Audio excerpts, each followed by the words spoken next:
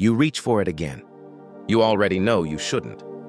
But something inside you leans forward anyway, as if pulled by a quiet force you can't quite name.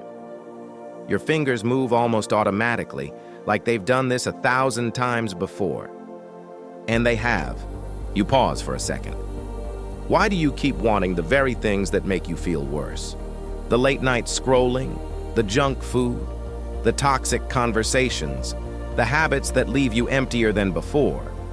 You know how they end. You've lived the ending many times. So why does the craving still feel so strong?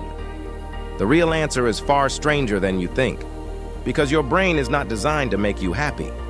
It's designed to keep you alive, and those two goals are not the same. For most of human history, your ancestors lived in environments where survival depended on one thing above all else: energy. Calories were rare.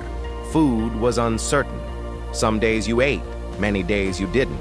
So your brain evolved to push you toward anything that promised quick energy, fast reward, and immediate relief.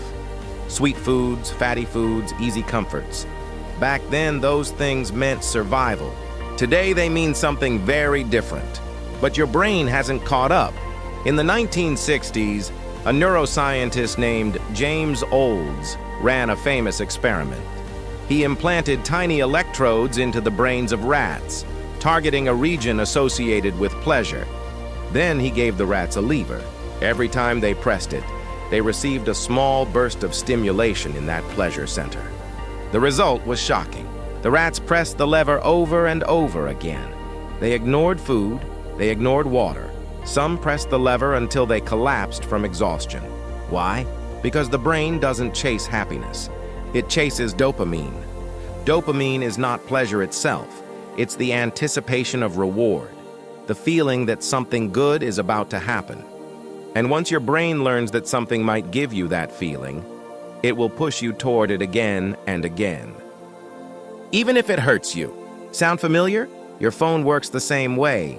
Every notification, every scroll, every new piece of content is a tiny, unpredictable reward. Sometimes it's boring, sometimes it's interesting, sometimes it's exciting. That unpredictability is the key. In psychology, this is called a variable reward system, the same mechanism studied by B.F. Skinner when he showed that animals press a lever more often when rewards are random rather than predictable. You don't know what you'll get next, so you keep checking, you keep scrolling, you keep coming back, because maybe this time it will feel good. But there's another layer. Your brain is also wired to avoid discomfort, and discomfort used to mean danger. Pain meant injury. Loneliness meant isolation from the group. Boredom meant you weren't doing something useful for survival. So your brain learned to push you away from anything uncomfortable, fast, immediately. Which means today, when you feel even a small amount of discomfort, your brain reacts as if something is wrong, and it offers you an escape. Something quick, something easy, something familiar. Even if that escape creates a bigger problem later, you feel stressed, so you reach for something that numbs it. You feel bored, so you open something that distracts you. You feel lonely, so you choose connection that doesn't really connect. Each time, your brain is trying to help, but it's using an ancient map in a completely modern world. In 1998, psychologist Kent Berridge made a crucial distinction. He showed that the brain separates liking from wanting. You can want something without actually liking it. In fact, the more you repeat a behavior, the more the wanting system can grow, even as the liking fades. That's why the first time feels different. The first time feels stronger, more real, more satisfying. But over time, something shifts. You keep wanting it, but you enjoy it less.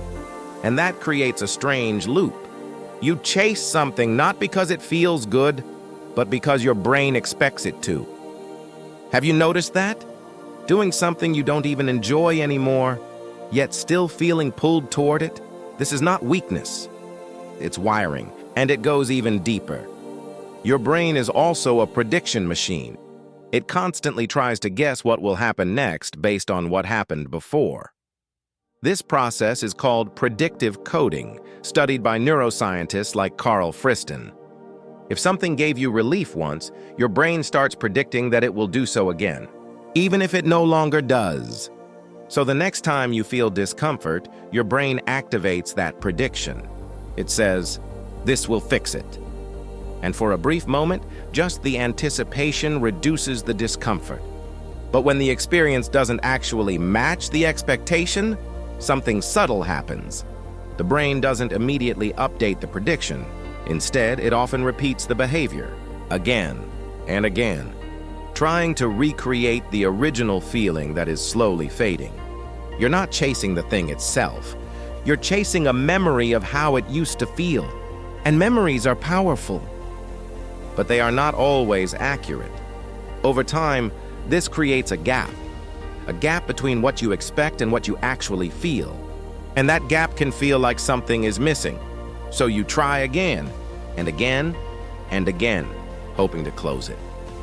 But what if the gap is the point? What if the thing you're craving was never meant to fully satisfy you? Because from an evolutionary perspective, satisfaction is dangerous. If your ancestors felt completely satisfied, they would stop seeking, stop exploring, stop gathering, stop surviving. So the brain evolved to keep you slightly unsatisfied, always wanting a little more, always leaning forward, always searching, even when you already have enough. This is known as the hedonic treadmill, a concept studied by psychologists like Philip Brickman. No matter what you achieve or experience, your baseline quickly resets. What once felt exciting becomes normal.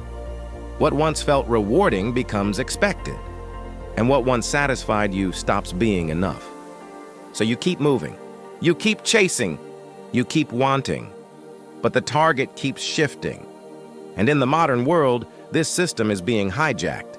Companies design products that exploit these exact mechanisms: endless feeds, instant rewards, constant stimulation.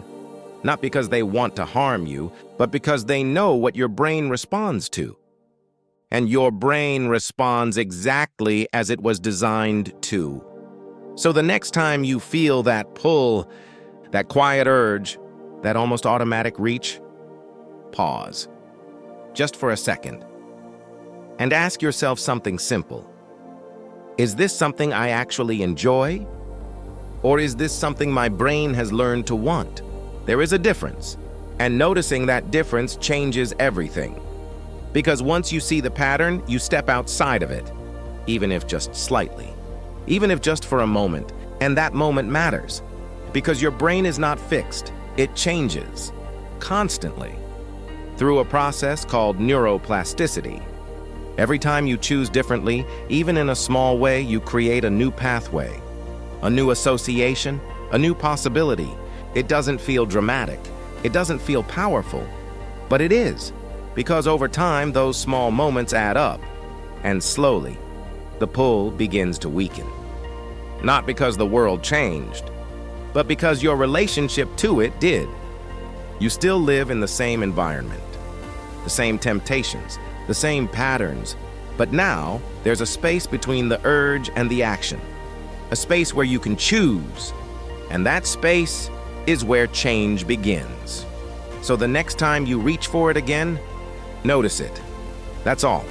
Because maybe, just maybe, the real craving was never for the thing itself, but for something deeper, something older, something your brain has been searching for far longer than you realize. And the strange part? It might not be found in the things that pull you in so easily, but in the quiet moments when you choose not to follow them, because you reach for it again. But this time, you see why.